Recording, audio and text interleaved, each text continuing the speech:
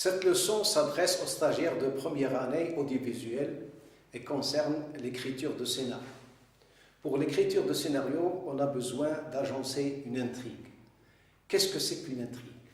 Une intrigue est une proposition dramatique constituée par un ensemble de scènes qui se succèdent dans un ordre et une présélection prédéterminée. L'intrigue, c'est aussi un ensemble des actions, des événements et des dialogues. Et on va voir maintenant de quoi est composée une intrigue.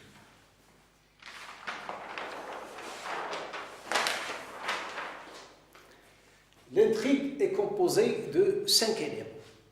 Le premier élément s'appelle l'exposition. C'est une phase qui dure dans le temps et durant cette phase, le scénariste expose les lieux et les personnages qui doivent supporter la fiction et en même temps se familiariser avec les lieux où va se dérouler cette fiction. Elle forme donc, l'exposition, elle forme donc la première partie du film et elle est durable dans le temps. Pour un court-métrage, c'est quelques minutes, mais pour un long-métrage d'environ 1h30, elle dure de 10 à 15 minutes. Elle permet aussi de dévoiler les principales caractéristiques d'un personnage. Et elle doit être accrochante, c'est-à-dire, dès le début, intéresser le spectateur.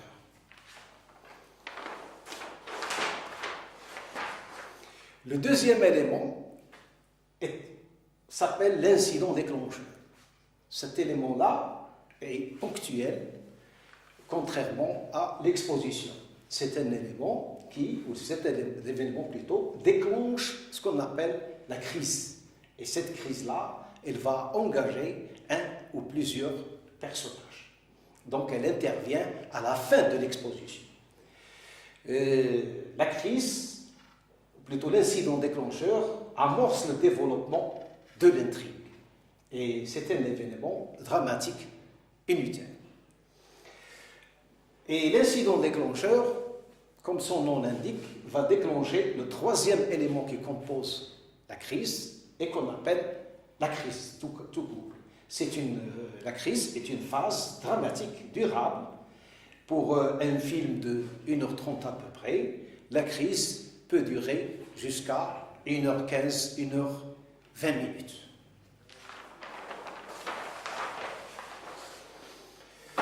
Et durant cette phase de la crise, le scénariste pose le problème et en même temps, il doit le résoudre avant la fin du film. C'est donc une sorte un nœud qu'il va falloir dénouer à la fin du film. Et on passe maintenant au quatrième élément qui compose l'intrigue et qu'on appelle climax, qui n'a rien à voir avec le climat, mais plutôt une appellation péjorative qu'on appelle climax. Le climax est le point culminant d'une situation dramatique, c'est-à-dire le summum d'une situation dramatique. C'est plutôt, on dit aussi, l'apogée du conflit. Il n'est pas durable dans le temps, c'est un élément ponctuel et il marque la fin de la crise. C'est un élément ponctuel, comme je viens de dire, avant de passer au cinquième et dernier élément qu'on appelle la résolution. Qu'est-ce que c'est que la résolution? Elle est durable dans le temps. Elle peut durer de 5 à 10 minutes pour un film de long métrage. Elle permet, durant cette phase, on va assister à une certaine détente de la part des personnages comme de la part des spectateurs. Et durant cette phase, c'est-à-dire la résolution, tous les conflits qui ont été posés par le scénariste doivent être résolus. Et bien, pour présenter un petit peu un schéma récapitulatif de cette situation, ça peut être présenté de cette manière, c'est-à-dire nous avons le temps et nous avons le drama. Le temps, c'est ce qu'on vient de citer pour un film de 1h30.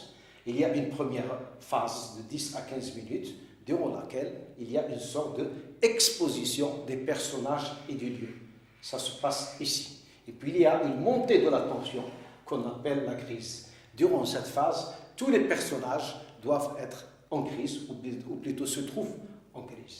Et cette phase peut durer de 1h15 à 1h20. Et bien sûr, la crise elle est enclenchée par un incident déclencheur. Et à la fin de cette crise, on assiste au climax. Le climax, c'est le summum. C'est durant cet instant-là que tous les conflits sont résolus. Et à partir de là, on assiste à une certaine détente, ce qui explique que ici, la courbe était ascendante, et là, on va retrouver une courbe descendante. Et cette phase-là, qu'on appelle la résolution, qui dure de 5 à 10 minutes. Voilà un schéma global de l'agencement de l'intrigue dans des scénarios. Le résultat, c'est que les films qui reposent sur une intrigue, et c'est la plupart des films de fiction, deviennent efficaces et en même temps accrochent le spectateur.